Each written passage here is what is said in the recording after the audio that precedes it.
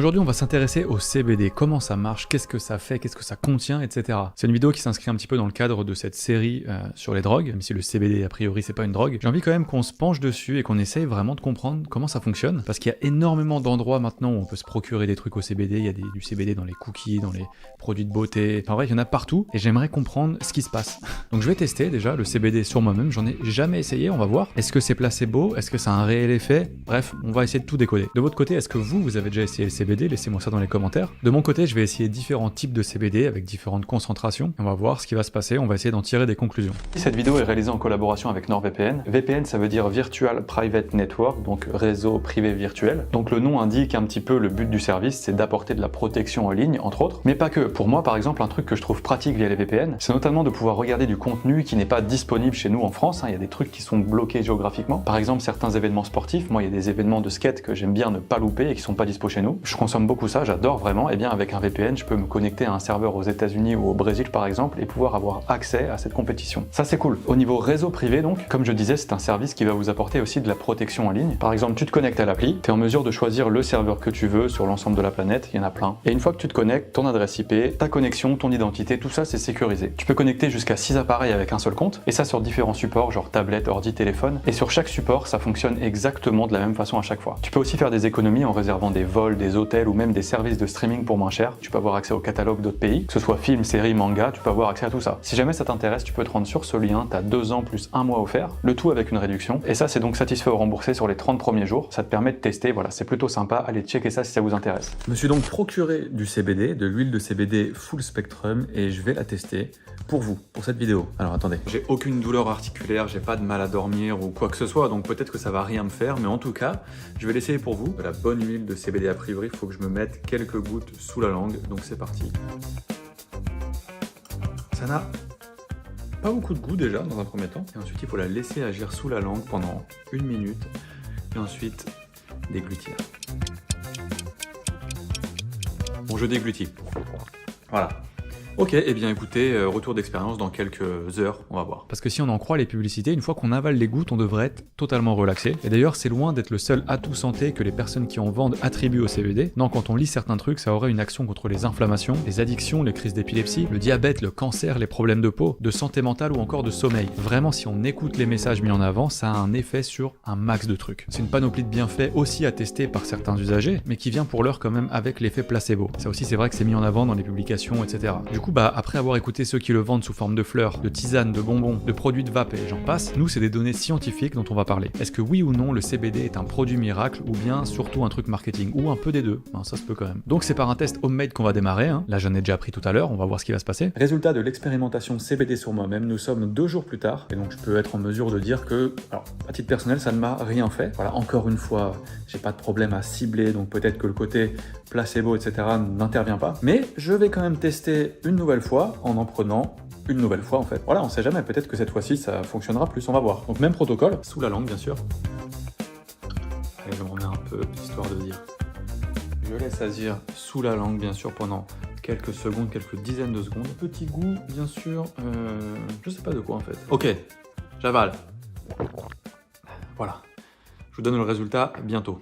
Et donc ce qui se passe, c'est qu'il n'existe pas qu'un seul type de produit miracle. Non, en fait, il en existe 3. L'isola, vendu comme contenant uniquement du CBD. Le spectre large, censé contenir du CBD, d'autres substances issues de la même plante et aucune trace de THC. Et en troisième, le spectre complet qui contient, lui, tout ce que je viens de dire, du coup, dans les limites maximum de la législation française, c'est-à-dire 0,3% de THC. Et ce dernier choix, du coup, donc le spectre complet, c'est d'ailleurs souvent le plus plébiscité. Parce qu'en fait, il permettrait de bénéficier au max de l'effet d'entourage. Vous savez, cette idée que les bénéfices du CBD seraient démultipliés grâce à son interaction avec d'autres substances issues de la même plante. En gros, c'est l'union qui fait la force, mais version verdure, tu vois. Parce que oui, c'est pas une huile 100% CBD que vous obtenez en fait, mais en fait c'est du CBD dilué dans de l'huile végétale. La raison, c'est que le CBD est une molécule lipophile. Et ça en fait, ça veut tout simplement dire qu'elle a besoin d'un corps gras pour être absorbée. En fait, ce que ça veut dire, c'est que les tisanes de CBD sans lait, par exemple, juste de l'eau, ça marche pas du tout. Et a priori, pour mettre toutes les chances de votre côté niveau effet, c'est 1 minute sous la langue qu'il faut garder l'huile. Donc ce truc de mettre l'huile sous la langue, ça va pas empêcher le CBD de prendre vraiment son temps à donner des effets a priori. En voie transmuqueuse, d'après les experts à qui j'ai parlé, c'est carrément 2 à 4 heures après l'absorption que vous êtes censé atteindre le pic plasmatique. Du coup, si je ressens des effets 15 minutes après la prise, c'est directement dans la case placebo. Non, ça met du temps en fait, ça prend un peu de temps. Bilan de cette deuxième prise, une fois de plus, j'ai rien senti, ça m'a rien fait. Et si l'effet d'entourage n'est pas prouvé, que les huiles vendues sont rarement qu'avec du CBD ou avec pas du tout de THC, qu'il n'existe pas de recommandation officielle de dosage et que même comme ça son potentiel d'absorption par l'organisme a été réduit, bah on peut le dire quand même, cette molécule a déjà fait des miracles. Alors on est au début des années 2010 et ça fait déjà pas mal d'années que la petite Charlotte Figi, 5 ans, souffre tous les jours. Car en fait à ses 3 mois, elle a déclaré un syndrome de Dravet, une forme sévère d'épilepsie qui se traduit chez elle par 300 crises par semaine. Ça paraît énorme, vraiment c'est énorme. Mais le pire vraiment c'est qu'à force de les accumuler, la petite fille a carrément perdu sa capacité de marcher, de parler et de manger. Donc son régime très spécial à elle, c'est des médicaments ultra puissants. Ses parents ont pourtant tout tenté, la maladie étant peu réceptive au médoc, malheureusement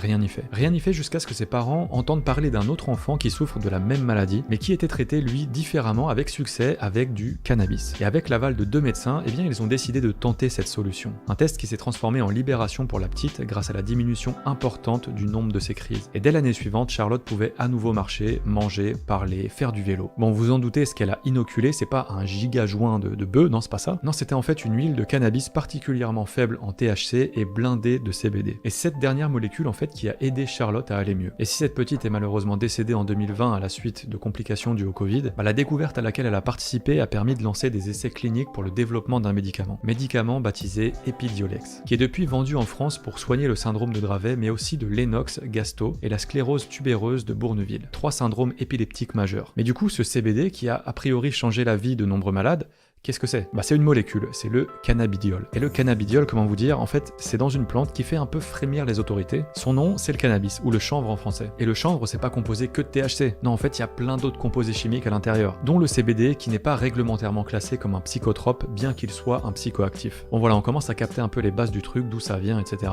Mais par contre, vous en doutez, le CBD, il fout pas du tout le même bordel dans votre corps que le THC. Car les effets que vous pouvez ressentir lorsque vous prenez du THC viennent en fait des effets que le THC a sur certains récepteurs cannabinoïdes, récepteurs qui ont pour rôle de déclencher un maximum de réactions chimiques dans l'organisme. Les cibles préférées du THC du coup, c'est le récepteur CB2 très présent sur vos cellules immunitaires, ou encore le CB1 qui lui module votre appétit, votre sommeil ou encore votre plaisir. Du coup t'as capté pourquoi des fois tu peux avoir grave faim après, moi j'ai entendu parler de ça, personnellement. Je sais pas trop. Donc l'effet d'être défoncé, c'est lui, c'est le THC. Et si le CBD donc est beaucoup moins psychoactif, c'est parce qu'en fait il a pas la même affinité avec ces derniers, avec les récepteurs. Le CB1 par exemple, à l'inverse du THC, le CBD l'active pas du tout. Non en fait même il l'inhibe, mais cette molécule elle est loin de s'arrêter là. Parce que oui en fait c'est carrément à des dizaines de récepteurs que le CBD est capable de se lier. Dans son viseur notamment, une action sur un des récepteurs de la sérotonine. Vous savez ce messager chimique qui régule votre sommeil, votre alimentation ou encore votre morale. Et c'est pas tout car le CBD a également affaire à la fameuse dopamine qui est impliquée dans les émotions, la motricité ou encore la motivation. Une liste qui s'allonge encore d'interactions avec une famille de récepteurs appelés TRP. Ils se lient en fait par exemple aux récepteurs TRPV1 et TRPA1 qui sont tous les deux responsables de ça. On essaye.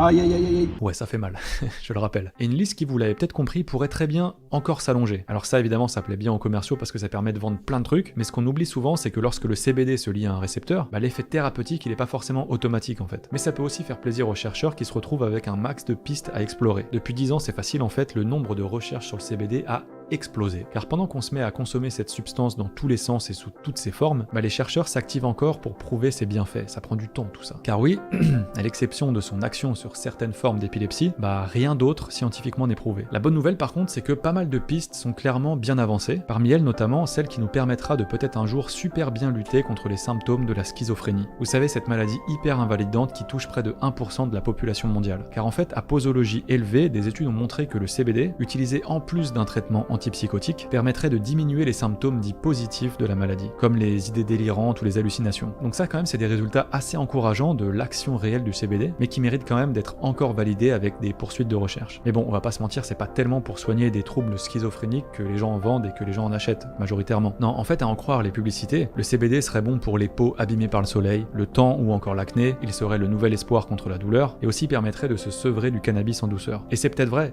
ou pas, en fait, on sait pas, la science sait pas. Le truc vrai par contre, c'est que si ça permet à certaines personnes d'arrêter le cannabis, bon, a priori c'est bien quand même. Pour les maladies de peau, c'est facile, c'est uniquement dans la direction des maladies inflammatoires que la recherche creuse. La raison, c'est que notamment grâce à son action sur le récepteur TRPV1, eh bien oui, le CBD a de grandes chances d'avoir des propriétés anti-inflammatoires. Et mieux, elles ont d'ailleurs été confirmées par pas mal d'études. Pas mal d'études qui ont été par contre menées uniquement sur des cultures in vitro sur des animaux. Et pour la douleur, ça c'est encore un autre problème. Déjà parce qu'il existe pas mal de douleurs différentes, et ensuite parce que si le CBD montre quelques résultats, résultats, notamment sur la douleur neuropathique, bah c'est pas seul qu'il montrerait tout l'étendue de ses pouvoirs. Non, il faut qu'il ait un autre truc, c'est du THC. C'est associé au THC en fait qu'il a peut-être un effet sur les douleurs. Et ça, bah, on a pu notamment le voir avec le médicament Sativex, un mix donc de CBD et de THC vendu dans quelques pays d'Europe pour lutter contre les raideurs musculaires de la sclérose en plaques. Et au niveau des études qui concernent le sevrage au cannabis, bah c'est pas mieux. En fait non, c'est même pire, parce que les rares données disponibles pour le moment vont carrément dans l'autre sens. Parce que ok, un essai clinique avec groupe placebo a montré une diminution d'usage, mais une diminution d'usage qui ne s'étalait que sur une demi-journée par semaine. Je sais pas si on peut parler de sevrage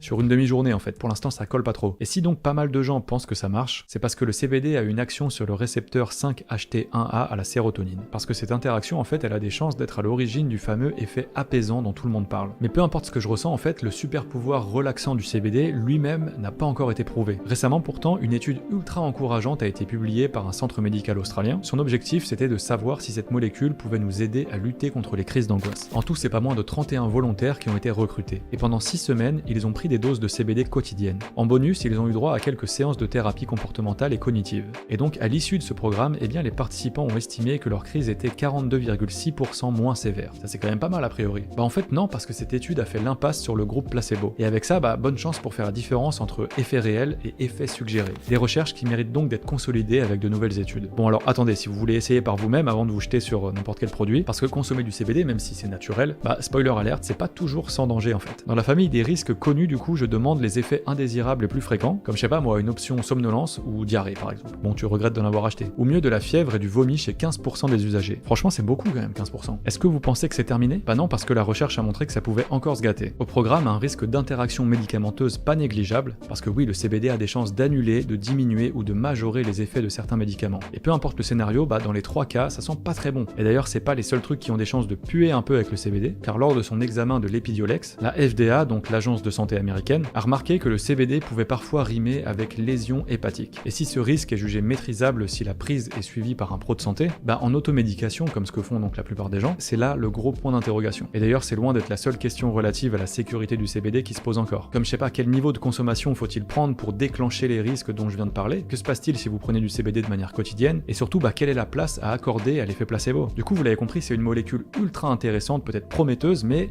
il faut encore des études, des recherches. Parce que pour l'instant, il n'y a pas grand-chose de vraiment concluant qui est sorti, il y a quand même certains trucs, on en a parlé, mais le truc le plus important qui est sorti vis-à-vis du CBD, c'est surtout son aspect marketing. C'est fou ce truc. Je suis curieux de voir dans quelques années qu'est-ce qui se passera avec cette molécule, ça se trouve ça va être un game changer, il va y avoir plein de trucs vraiment positifs, je sais pas, on verra dans quelques années je pense. J'espère en tout cas vraiment que cette vidéo vous aura plu, vous aura appris quelque chose, merci de m'avoir écouté jusqu'au bout, et je tiens à remercier vraiment Nicolas Autier, psychiatre et pharmacologue au CHU de Clermont-Ferrand, président du comité scientifique de l'ANSM sur l'expérimentation du cannabis médical et auteur du livre Le Petit Livre du CBD aux éditions First. Merci pour l'aide dans l'écriture de cette vidéo. Voilà, merci à tous, n'hésitez pas à mettre le petit pouce en l'air, vous abonner pour ne jamais rien louper, et quant à moi je vous dis, comme d'habitude, à très bientôt, à la prochaine, car la science n'attend pas. Salut!